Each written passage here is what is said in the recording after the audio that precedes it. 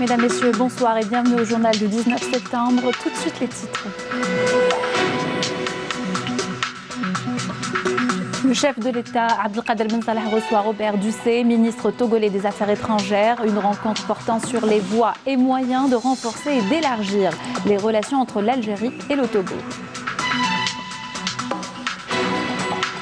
Deuxième jour de visite du général de corps d'armée Ahmed Gaïd Salah, vice-ministre de la Défense nationale, chef d'état-major de l'ANP en 6e région militaire, où il souligne qu'il est entièrement convaincu que le peuple algérien saura certainement comment gagner le pari de cette importante échéance nationale à travers la participation massive.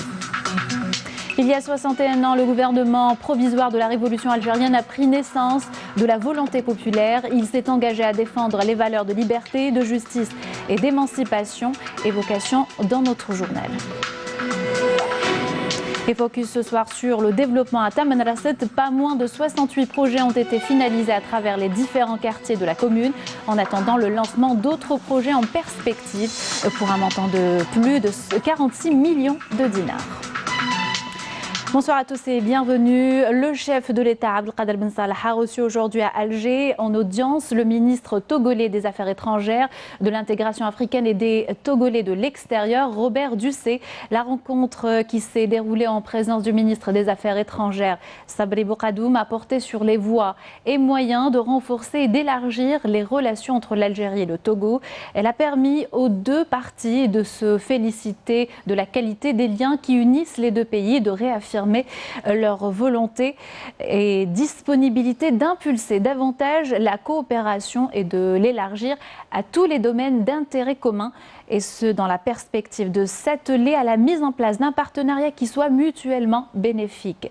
Les deux parties ont convenu de procéder à la diversification des relations bilatérales et leur approfondissement dans les domaines économiques, commerciaux ainsi que sur le plan juridique par la conclusion de divers accords qui sont en cours d'élaboration.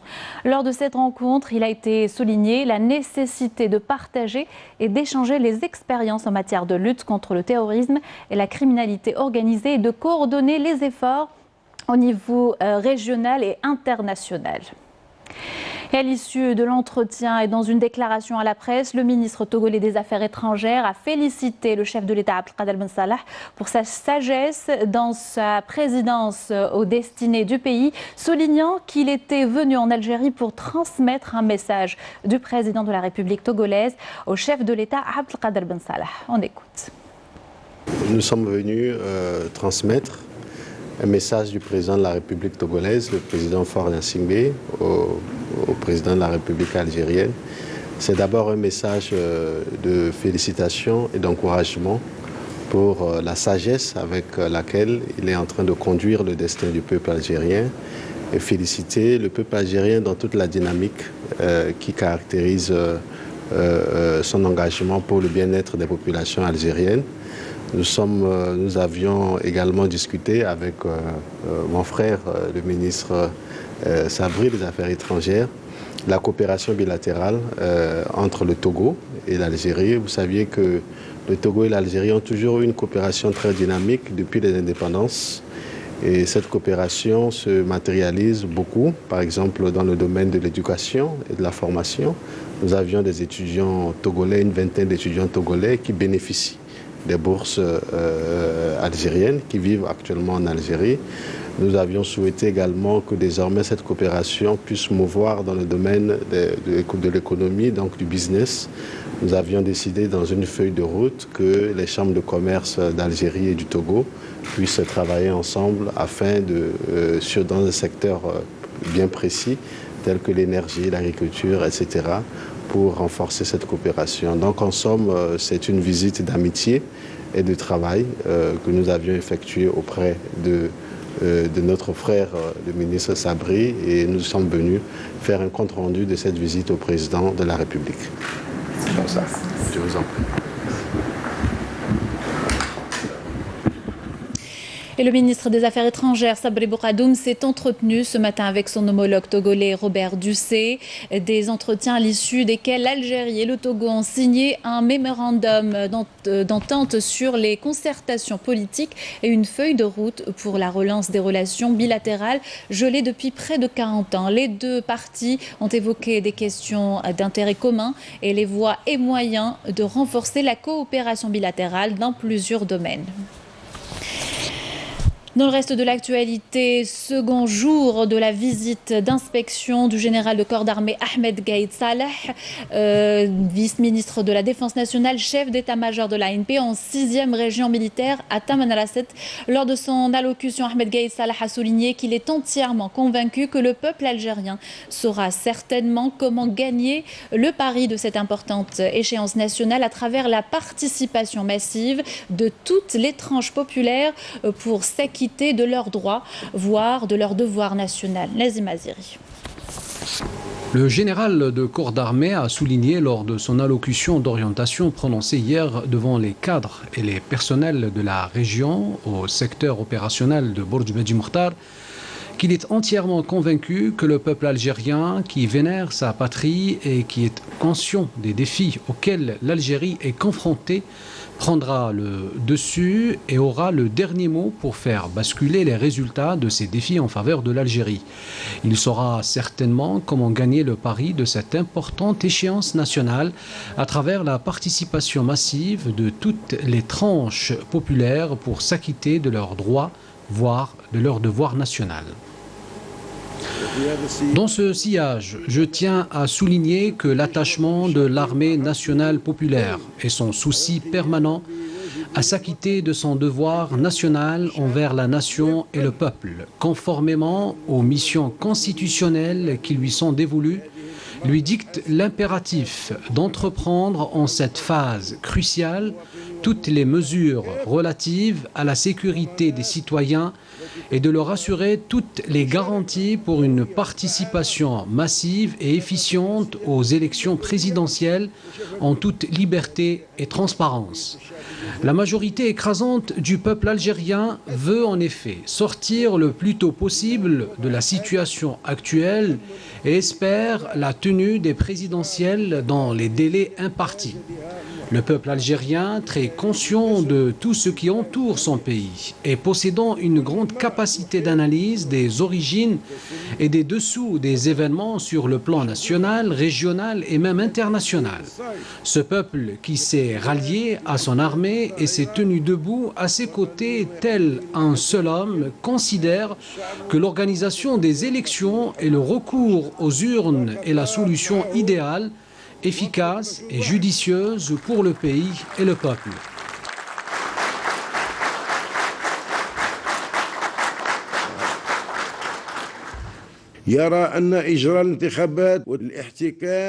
Partant de la convergence des objectifs nationaux du peuple algérien et de son armée, et considérant que l'armée nationale populaire est issue de ce peuple et entièrement engagé à le servir en toutes circonstances et l'accompagner davantage durant toutes les phases cruciales et sensibles, nous sommes convaincus que le peuple algérien qui vénère sa patrie et est conscient des défis auxquels l'Algérie est confrontée prendra le dessus et aura le dernier mot pour faire basculer les résultats de ces défis en faveur de l'Algérie.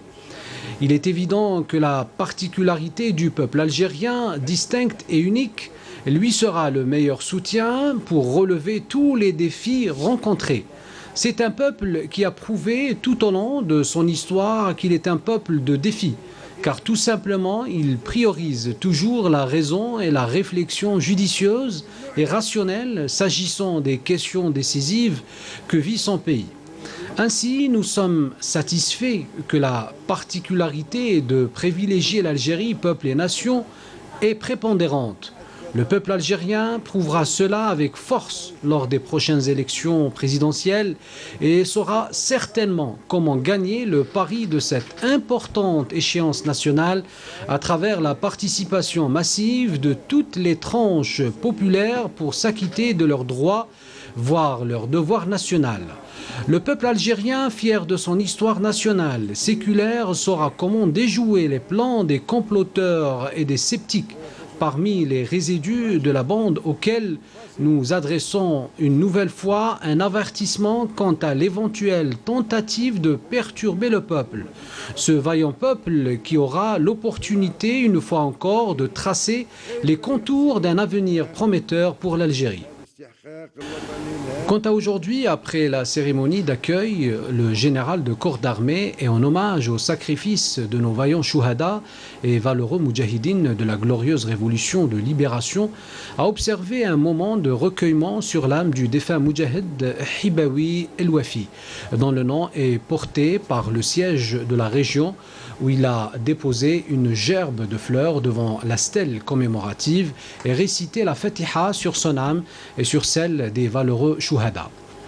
Ensuite, et au niveau de l'école des cadets de la nation de Tamanrasset, le général de corps d'armée a suivi un exposé présenté par le commandant de l'école avant de visiter les différentes infrastructures administratives, pédagogiques et les différents laboratoires et d'assister à une séance d'activités sportives des cadets au niveau du complexe sportif de l'école, puis rencontrer et échanger longuement avec les cadets.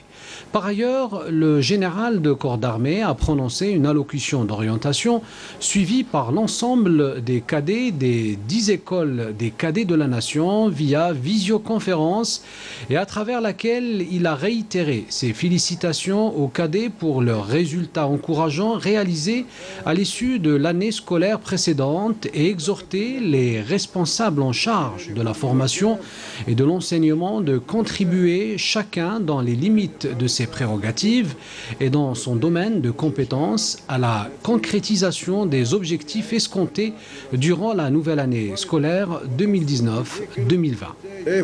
Je ne manquerai pas de vous présenter en cette honorable occasion et à travers vous à l'ensemble des cadettes et des cadets mes plus vives félicitations pour les résultats encourageants que vous avez obtenus lors de l'année scolaire écoulée, notamment les résultats remarquables de vos camarades au baccalauréat et au brevet d'enseignement moyen pour la session de juin 2019. Un exploit prodigieux qui vient s'ajouter aux réalisations et réussites successives des cadets à tous les niveaux et dans tous les domaines grâce à leurs efforts et leur détermination à acquérir un capital scientifique élevé ainsi qu'à leur conduite exemplaire dont ils ont fait preuve tout au long de leur cursus scolaire.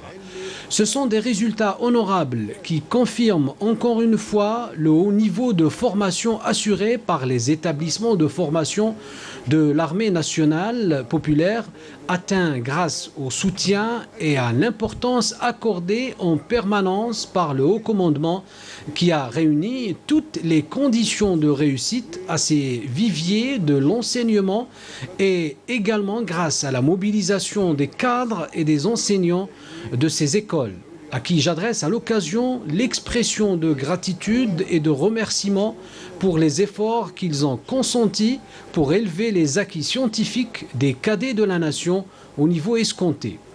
J'invite également tous les concernés par le domaine de l'enseignement et de la formation qui a réalisé jusque-là des résultats considérables à contribuer chacun dans la limite de ses prérogatives et dans le cadre de ses missions à l'aboutissement des objectifs tracés, notamment en ce début de la nouvelle année scolaire 2019-2020, tout comme j'exhorte l'ensemble à suivre ce chemin juste et pratique afin de remporter l'enjeu de l'enseignement efficace et de la formation bénéfique conjuguée à la bonne moralité, l'assiduité et la rigueur, de manière à faire la fierté de l'armée nationale populaire et à être un bon exemple pour tous les jeunes Algériens.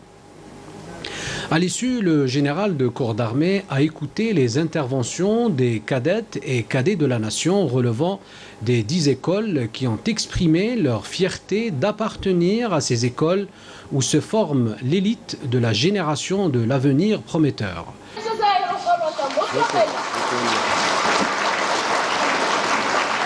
Ensuite, le général de corps d'armée a présidé au siège du commandement de la région une réunion de travail regroupant le commandement et l'état-major de la région, les commandants des secteurs, les responsables des services de sécurité ainsi que les directeurs régionaux, lors de laquelle il a suivi un exposé global présenté par le commandant de la région.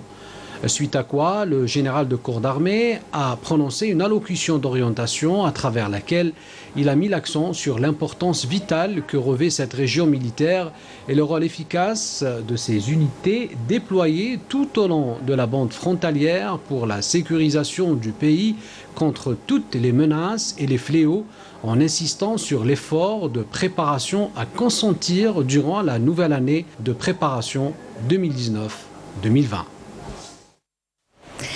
Importance des prochaines échéances électorales, un avis largement partagé par les concitoyens. On écoute. رانا صدير انا غير رايحين لقدام على بالنا دروك الله المستقبل شراه يوجد لنا دروك يليق لنا واحد اللي يقيدنا صدير نقيد سوبريم فقط على الجي سي بوزيتيف باسكو الجي سي كوا سي الامن رحمينا لي فرونتيير. بصفتي مواطن جزائري نتقبل هذا اليوم، لذلك راك عارف هذه المرحله المهمه اللي تخطاتها الجزائر، مرحله الخطوره، وبذلك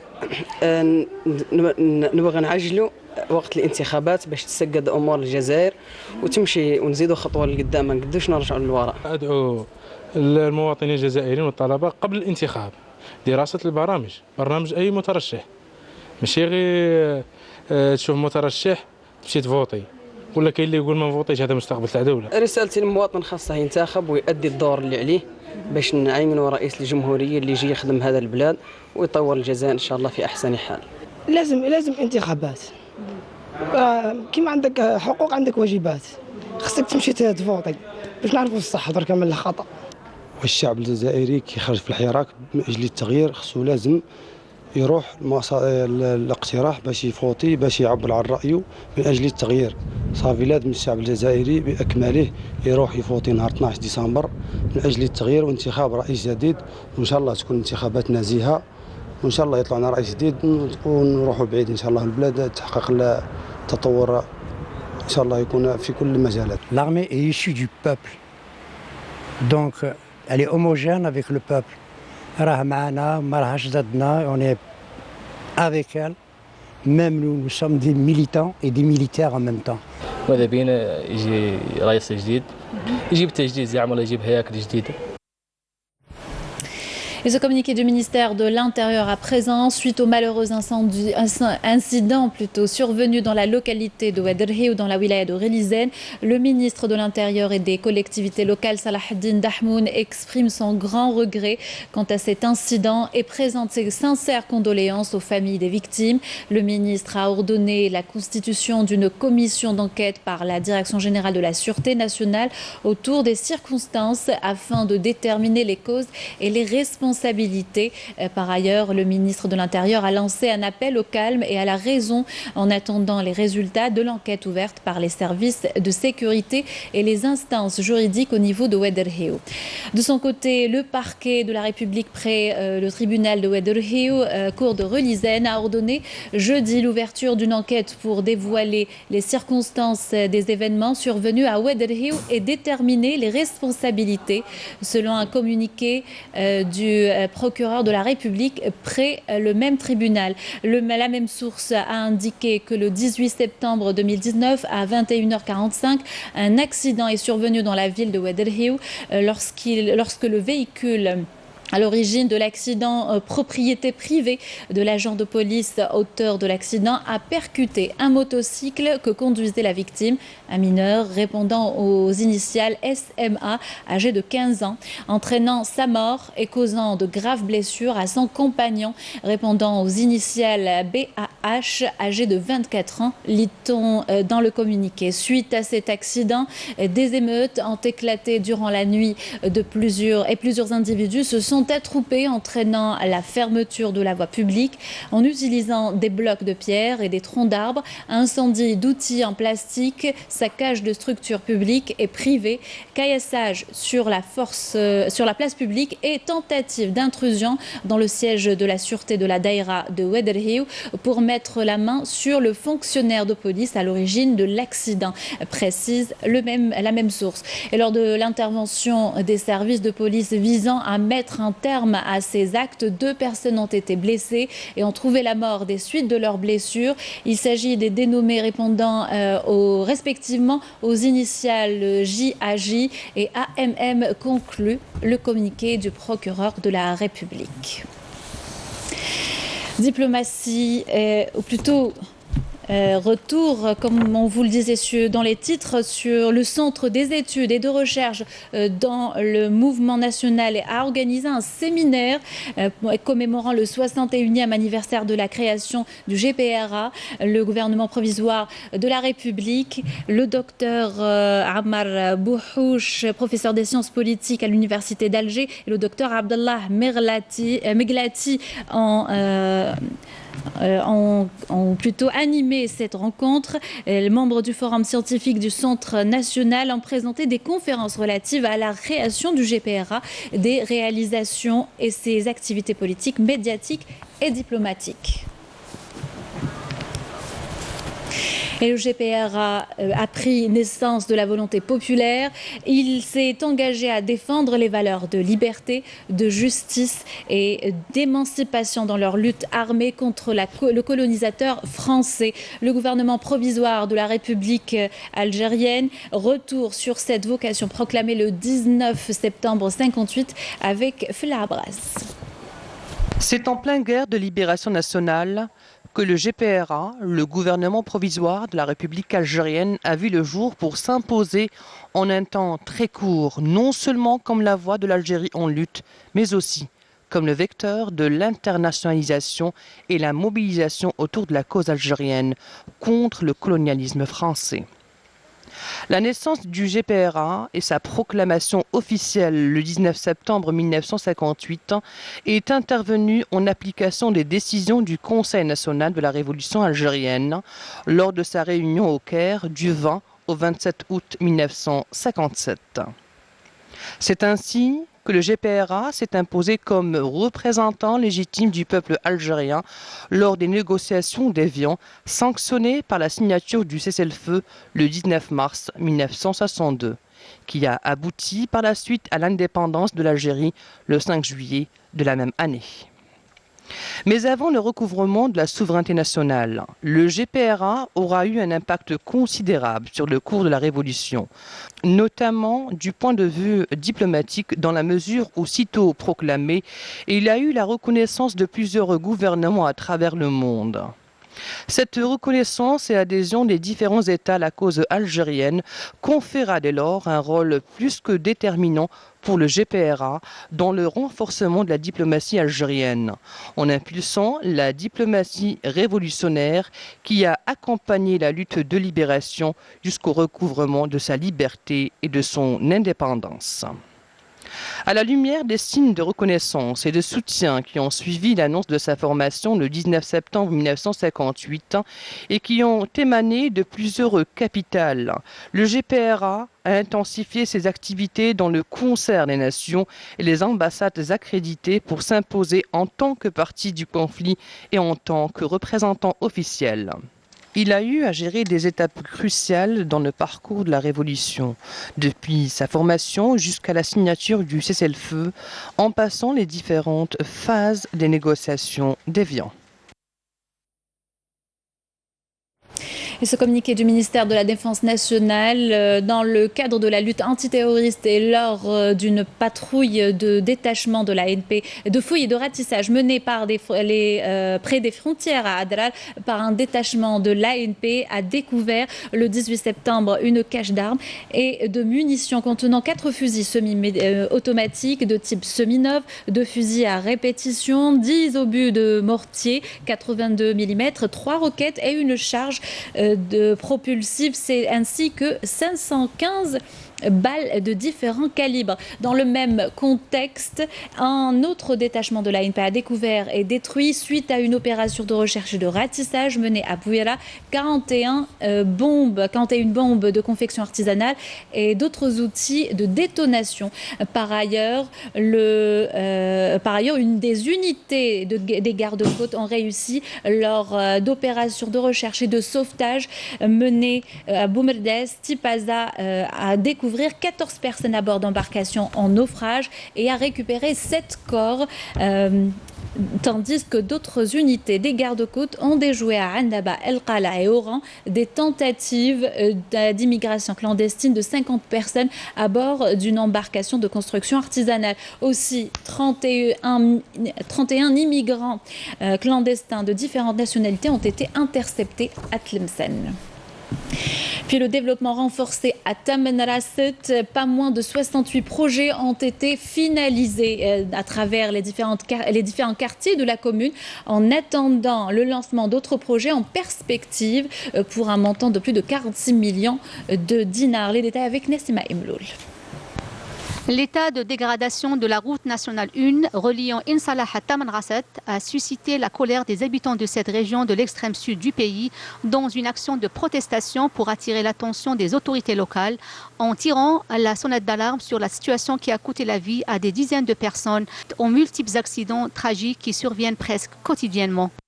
Cela fait 30 ans que cette route est dans cet état. J'ai travaillé dans le secteur et franchement, elle m'a épuisée. La durée du trajet sur cette route ne devait pas dépasser 4 à 5 heures. Là, on dépasse les 10 heures. C'est une journée de route.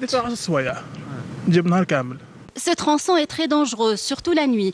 Je ne sais pas, peut-être parce qu'on ne connaît pas la route. Pour une distance de 270 km, Insalah Tamanrasset, on doit sortir à 3 heures du matin et arriver au coucher du soleil.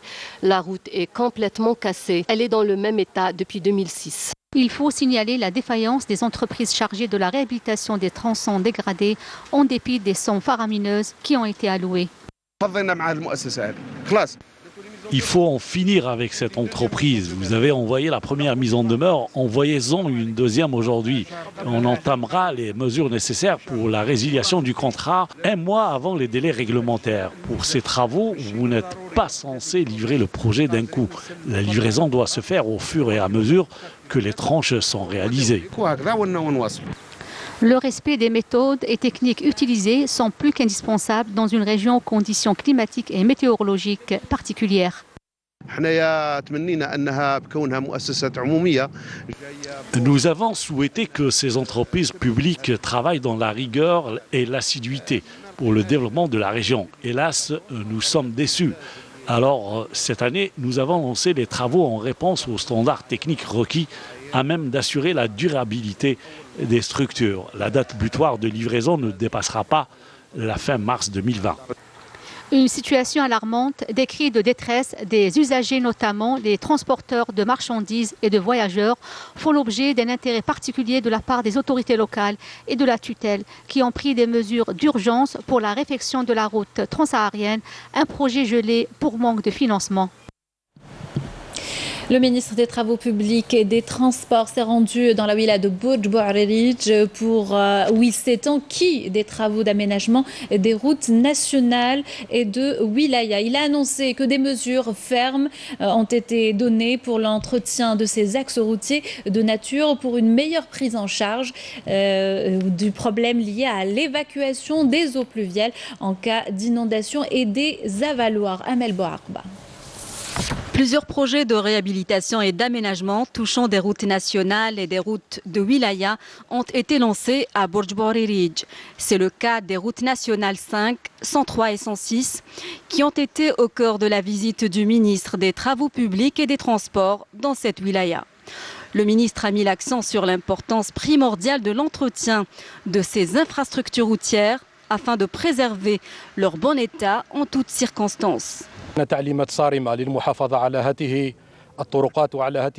Nous avons donné des instructions fermes pour la préservation de ces routes et nous allons renforcer les équipes d'entretien avec les moyens nécessaires pour une maintenance régulière et périodique pour la protection de ces infrastructures routières. Il est question d'assurer une prise en charge efficace de l'évacuation des eaux pluviales en cas d'inondation au niveau de ces routes et garantir une meilleure prise en charge des avaloirs, surtout après les inondations qui ont été enregistrées dernièrement au niveau de certaines routes. Ainsi, nous allons remédier à toutes ces insuffisances.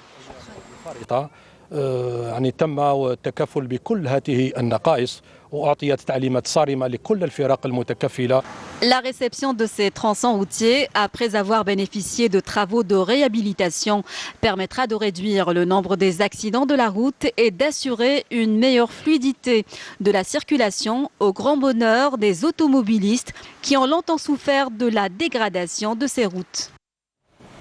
Et on clôt notre journal avec une page sportive. Opération seconde jeunesse pour la pelouse du stade du 5 juillet à l'approche d'une série de rencontres, notamment le match comptant pour les 16e de finale aller de la Coupe arabe des clubs entre le MC Alger et Doufa de Oman. Une réfection qui s'impose puisque la pelouse s'est détériorée à cause de sa surexploitation en ces derniers temps. Le stade du 5 juillet est le seul dans la capitale à être homologué par la Confédération africaine de la discipline. Sarah Derbel.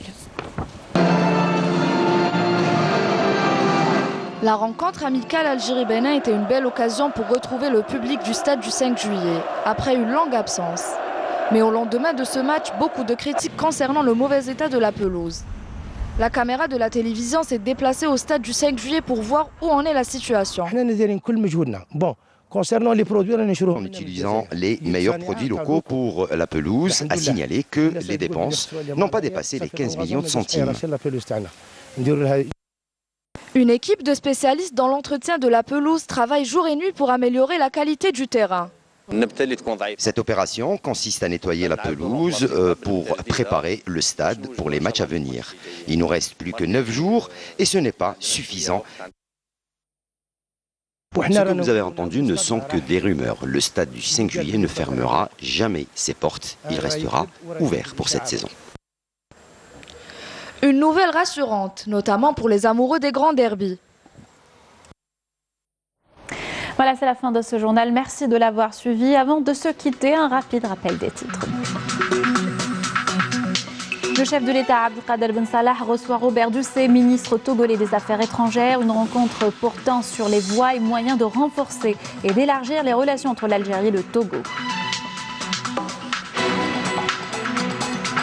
Deuxième jour de visite du général de corps d'armée Ahmed Gaïd Salah, vice-ministre de la Défense nationale, chef d'état-major de l'ANP en 6e région militaire, où il souligne qu'il est entièrement convaincu que le peuple algérien saura certainement comment gagner le pari de cette importante échéance nationale à travers la participation massive.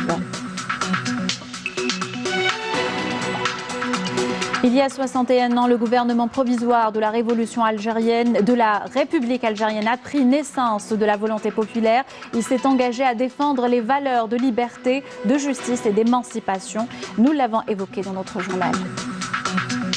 Et puis, focus sur le développement à Tamanrasset. Pas moins de 68 projets ont été finalisés à travers les différents quartiers de la commune en attendant le lancement d'autres projets en perspective pour un montant de plus de 46 millions de dinars. Voilà, c'est la fin de cette édition. Merci de l'avoir suivi. Je vous souhaite une excellente soirée avec le reste des programmes sur Canal Algérie.